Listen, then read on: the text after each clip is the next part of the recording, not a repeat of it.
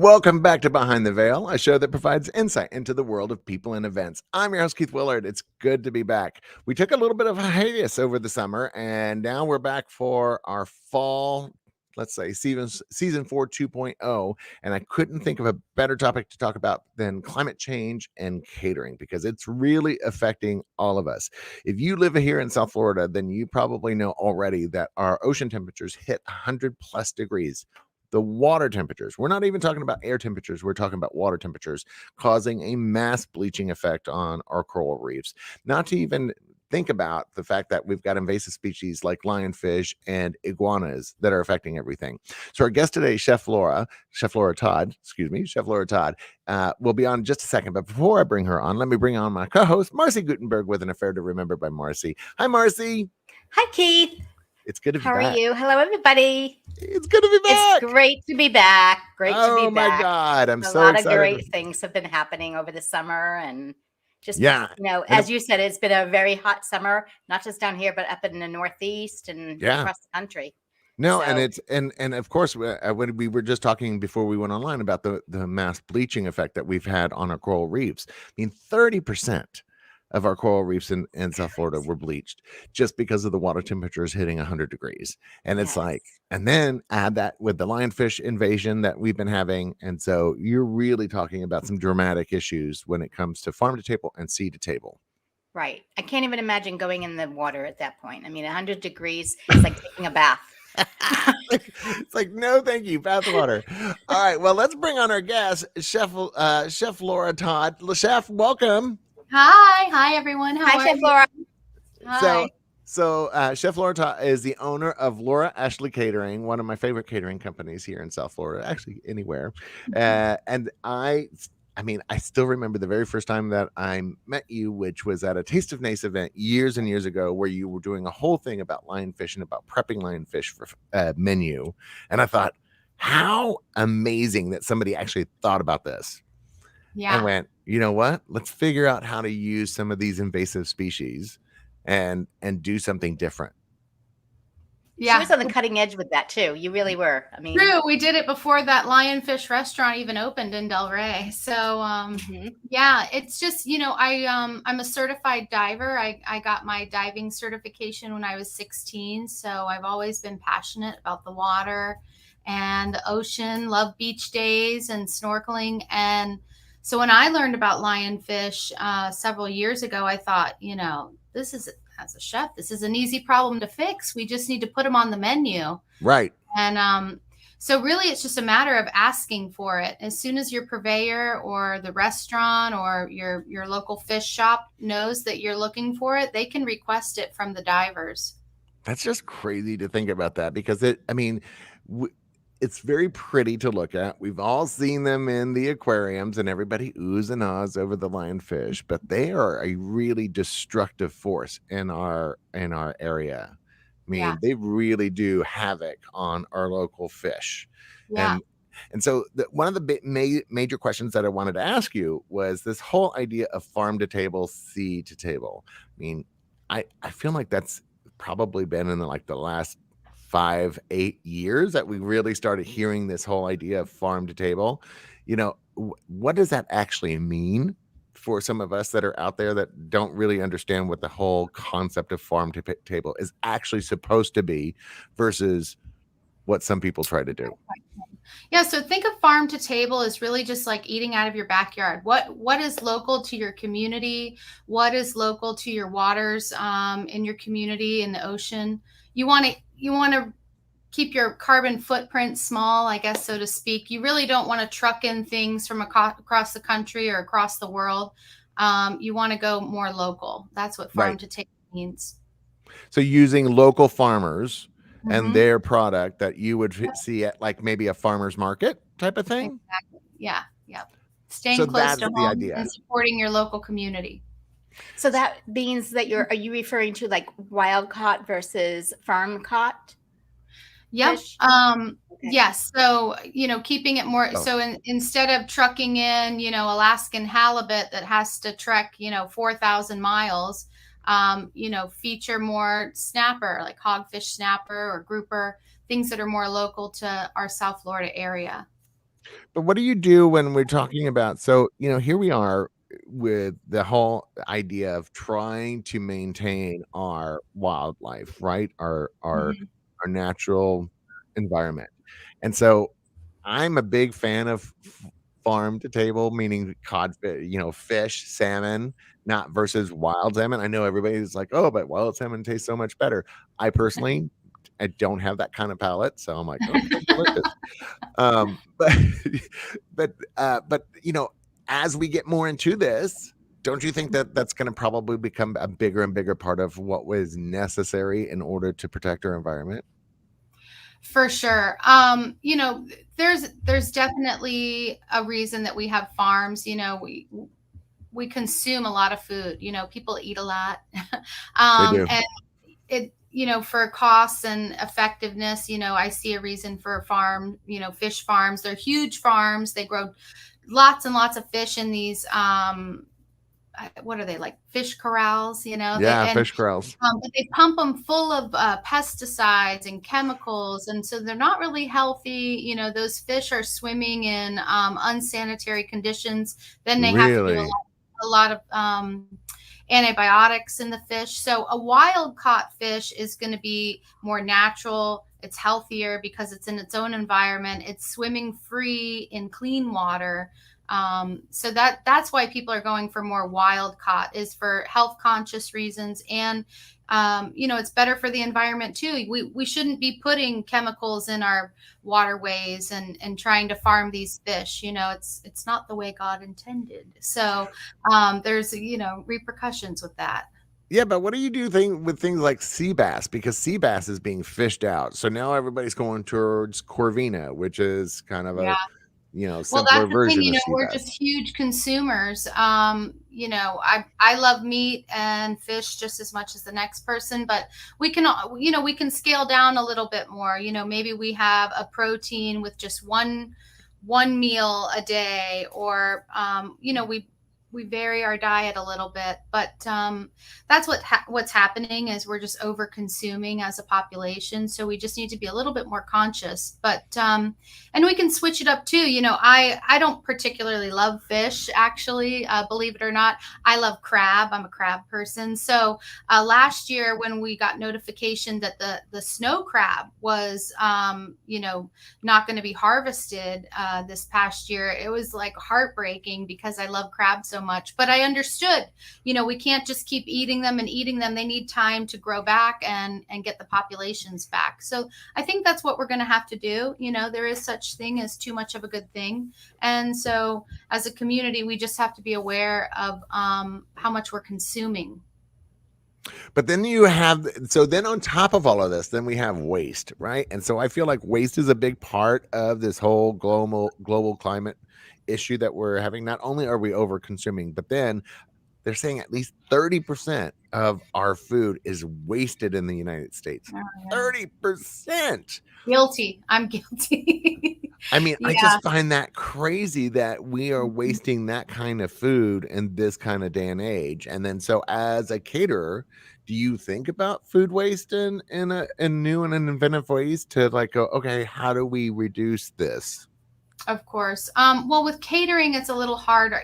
I have a formula. If I'm serving 30 people, I know I need to make one pan of something. So I've had a formula that we've used for years, where we never want to run out of food, but we also don't want to waste food. Right. So I think just knowing, the appropriate amounts is a big issue, but there is a ton of waste. I mean, I buy a bag of lettuce every week at the grocery store, and I throw out a bag of lettuce after every week. I mean, I think we're all guilty of that. We are all guilty of that. Hello, Yeah, BJ I have the best Superstore. So, yeah, waste is a huge thing. I don't have an answer on how to tackle it, except Right. for just buying what we need and being more conscientious in our day-to-day lives. Well, I'm the worst, like bananas. Like every week I think I'm going to eat healthier this week. And so I get that big bunch of bananas. I mean, it's 99 cents. Like I think, oh, Yeah. no big deal. But then there's like 3 or 4 of those bananas that have gone brown. And I'm like, I cannot make another banana loaf. I just cannot. Like, I cannot make more banana bread. That's just disgusting. I'm tired of it. But but it's the same thing when we talk about local farms, when you talk about those pesticides and going more natural. Have we hit a point that there's no return off of this because we've affected the climate so much? We've affected our natural surroundings so much. I mean, they're saying something like, I forget how much it was, but it was in the tens of thousands of insect species that die, that go completely gone from the earth every year. And I don't think people understand what a huge effect that has on us naturally. I don't want to turn it into a political conversation, but there, we really do have to get behind, just a humanitarian effort of, as a society of, we can't have all these pesticide companies, controlling our Congress and calling the shots. I mean, I think America is one of the only countries that allows, for our food not to be labeled. It's crazy. You got big companies like Monsanto but honestly, it's just everybody getting on board and things like this, having a conversation. And, it's just, they're ultimately where we spend our money is where the direction they're going to go, because money talks. So buying organic, requesting local, requesting farm raised, that's going to be probably what changes the market. What do you mean not labeled? I'm sorry. I just wanted to follow up on that. Like GMOs, it was recently passed a few years ago that GMOs do not have to be labeled in our country. But in France, you do. And, in certain countries, you can't use certain chemicals, I mean. And so GMO meaning genetically altered? Yes. Is that what you're saying? Okay, just because not everybody understands what GMO is. So I just want to make sure that until we get corporations out of the politics in our country, we're going to have a real issue with these chemicals being in our food. But that's another podcast. Go ahead, Marcy. Do you think that eventually, that once society understands that, yes, the GMOs, the genetic modified organisms, are starting to really have an effect on people's bodies and so forth, eventually that they will stop doing all of that? Because I think that's, I have been I've been a wild caught fish eater for a long time, and because it has because of the nutrients it has. However, I also realize that in our oceans, there's stuff dumped in them all the time. Plastics, and that's what really scares me. And I'm wondering if they're going to eventually stop all this, putting in all this stuff into our farm raised, and maybe that's what's going to increase that region or that area of purchasing. Yeah.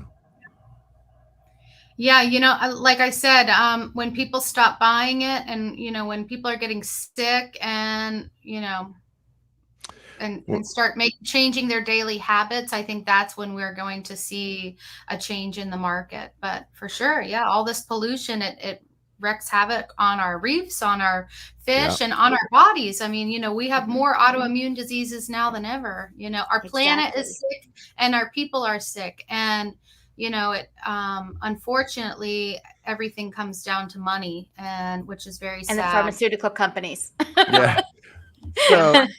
So as a business, how does that really affect your ordering? So as, to bring this back into like event planning, like a conversation, as a wedding planner, as an event planner, I come to you, we start talking about menus and things that we can offer to the client. And of course, money is always an issue, because then they always talk about, what's cheapest, what can I do to get away with the least amount? And of course, we've all had the chicken dish from hell.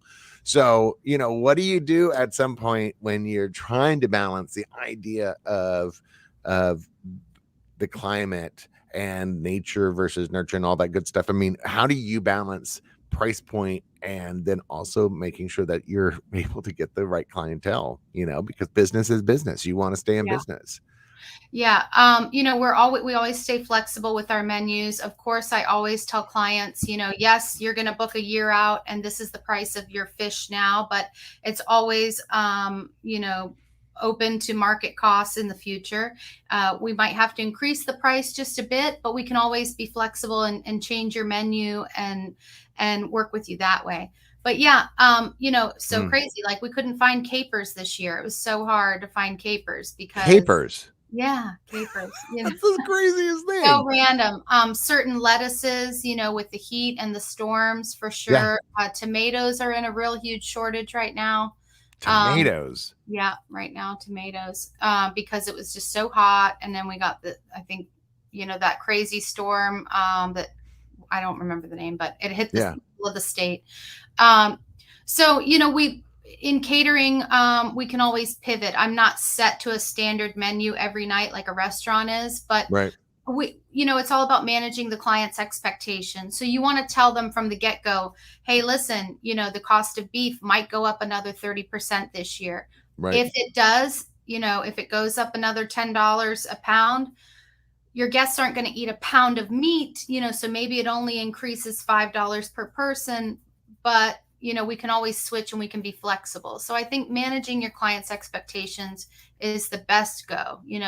A well-informed client is the best client, right? You're right. And so one of the things that, the florists are doing is that they're saying, look, we will give you the general vision of your centerpiece that we've been talking about, but the type of rose may change. The kind of flowers may have to change depending on what is available because so much has been changing in the world.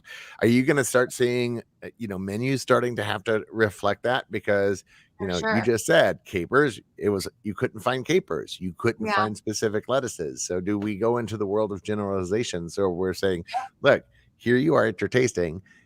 The tasting is really to just trust us that we know what we're doing and that it's going to be amazing, but you're going to have a little trust in us. And so if the fish can't be this particular fish, we will substitute it with something that is as close to it as possible. Yeah. And we'll do the same sauce, and we'll just do some substitutions, and clients understand, but we're also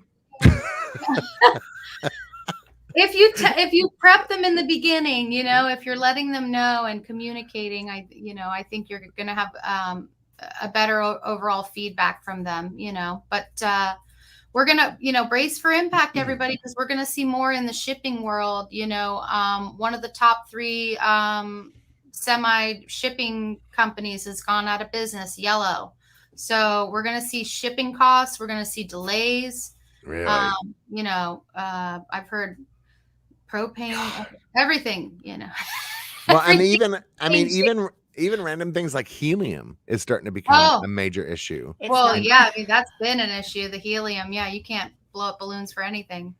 But and they use helium for electronics and stuff. So it's just amazing how many of these things actually affect our food line when it comes to providing a menu. And all of these things, I don't think a lot of people really understand, because we're as Americans, we're so used to being able to go to a restaurant and have a 60-page menu. Hello, Cheesecake Factory. And then be able to get whatever the heck we want, because we're like, well, we're Americans, of course. But at some point, it's going to affect everything. Yeah. I think we just have to be more aware and be more understanding, I think that, and I'm not sure, but I'm thinking, I used to work in a fine dining restaurant, and they used to have a whole page that was chef's recommendations, and it was basically what the chef could find at the market that day.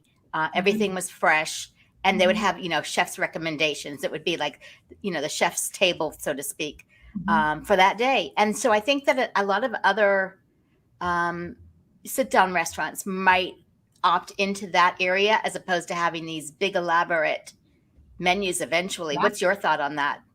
Oh, I love it. One of my favorite shows on HBO is Lost Kitchen. Have you guys ever seen that? I haven't seen No. Oh, I love it. So she lives in Maine, and she calls all her farm friends, and she's like, what do you got fresh this week? And all of a sudden she builds these beautiful menus based on like these 6 ingredients she was able to find fresh that week. So I think it, as a creative culinarian, I think it's more fun. I love a challenge. With catering, it's not something I can really do, too far in advance, but, small private dinner parties, a restaurant, I think it's great. And people want to see something different, right? They don't want to see the same thing at every restaurant all the time, So I think itself. A challenge, helps you become creative. So I think it's great. How much education is too much education when it comes to our clients, though? It's one of the things is that when we're talking to a couple and we want to be, careful about our environment, we want to be cautious about what we're fishing out of the seas, but a lot of times our clients are like, well, I really don't want, okay, great. I still want my salmon. I still want this. I still want that.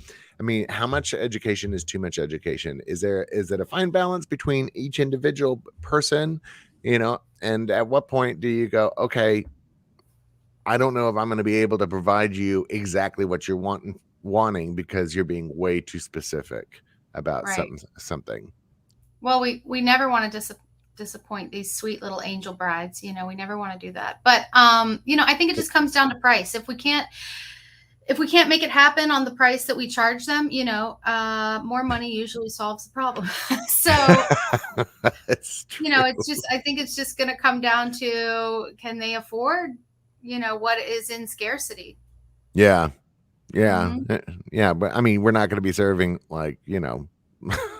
animals that are endangered. Okay. No. Thank you very much. Okay. Well, no, we can't. But... No.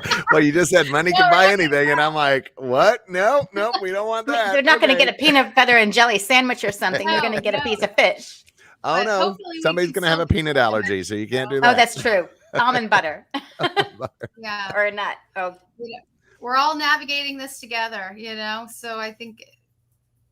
So talking about, because earlier you mentioned that we have more autoimmune diseases now more than ever, thanks to many of the things that we've been doing to ourselves over the decades. And so what about all of these special menus that you have to now work on? When people are like, oh, I'm lactose intolerant, I can't have wheat, I can't have flour, I can't have, pollen, name it.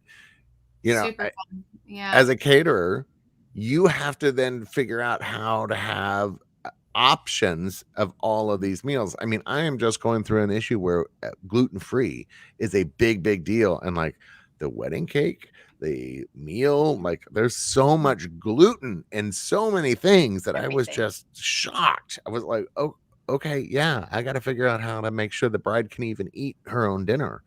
Right. Yeah, we recently we've switched our kitchen over to a gluten-free kitchen just to make it easy on us, because it was the same thing, the flour, the panko, the breadcrumbs, all that. So we switched us over to gluten-free a while ago just to make it easy. But you just have to stay organized on these requests and know where the client's sitting. You have to have ideally a substitution that's just as good. And you talk about that in advance, okay, we're going to serve your vegan guests this, we're going to serve your gluten-free people this. So it's going into it with a plan and having a really great, yummy alternative that makes everybody happy. Well, I have to tell you that your watermelon poke bowl was the best damn thing I've ever had in my life. Yeah. I mean, I am obsessed with your watermelon poke bowl, because it was a change from the tuna poke bowl that we're all used to, and it looked exactly the same. I mean, I was shocked. I mean, and it was incredible, and I have actually talked about that a lot since then, just because it was such a great alternative. And I think that's one of the things that we really have to think about as event planners, as caterers, are those really yummy alternatives, because they're out there. We just need to be able to show the client. Right. Yeah, we have a secret sauce that I'll give you the recipe later on. But yeah, we love our watermelon poke bowl, and everybody else does too. It's great. And it's perfect on those hot summer days, Yeah, but don't worry, I don't cook, so that's never going to happen. It's easy. I don't care how easy it is. I'm sorry, unless I can pop it in the microwave for 2 minutes. I told you, I don't have a palate whatsoever. I know what I like. That's why I go shopping. What do you see as the future of this business? Because you've been how long? First of all, how long has Laura Ashley Catering been around? I've been a caterer for 16 years now, and in May we'll be open 9 years, which is incredible. Oh. Right? Did you think 9 years? It's like, wow. And I look exactly the same, you guys. I look just as young as I did. Oh my God. I was like looking back at our first episodes 4 years ago, and I went, man, I've aged a lot over the last 4 years. I'm like, God, that's crazy. But what are you seeing as far as the future of catering? I mean, this is now becoming a thing, especially for some reason, this year seems to be worse than most when we're talking about floods and we're talking about temperatures and places that are like becoming desert areas and that kind of thing. So you just talked about capers. I mean, capers, the thing that we're so used to just being able to have, and you weren't able to get them. So Right. what do you see as the future? How are you adjusting your catering business in order to still be able to do events and weddings? Well, it was significantly hotter this summer, I will tell you that. We're just rolling with the punches. We're being flexible and we're taking it on. I think people will always want to entertain, and I think people are always going to want to get together. We're social creatures by nature. So I don't think people are going to stop having events. We're just going to all learn how to work around it. Maybe we do stuff more in the evening and not in the daytime. Maybe we, use less water. I don't know.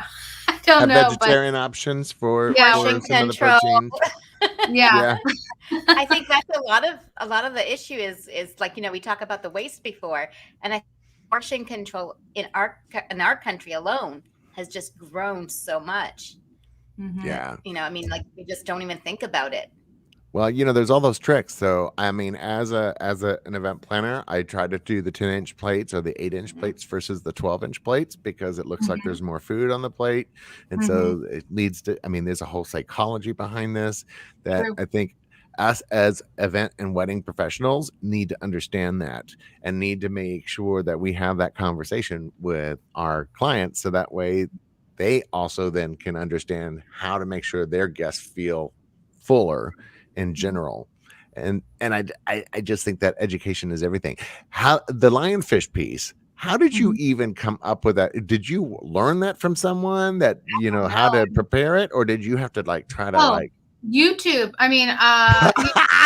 It's so funny because nobody's really cooking it, and I'm like, well, I can get it, but how do I prepare it? So I watched videos. There's a great chef in the Caribbean, Alan Susser. He wrote a book called Lionfish and Green Fig. He has tons of recipes, but they're not poisonous, so they won't kill you. It's just if you get stuck with one of those little spines, it's going to hurt pretty bad. So you clip all the spines off, and your fish person will do that for you, and then you can buy the fillets.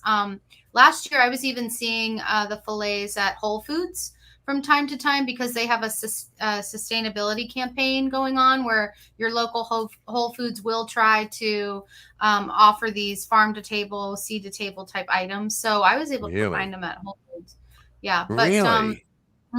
Yeah. So you can get it. You just have to go, you have to look for it, maybe make a few calls. But it's popular around snapper season, which is coming up. But, they have to go out and dive for them. So they, they get them with the spear gun and they bring them up, and, they're costly because they're difficult to work with, and it's a little bit more labor intensive to go get it. So it's about $30 a pound. Wow. Like the cost of, other fish. Are they a bottom feeder?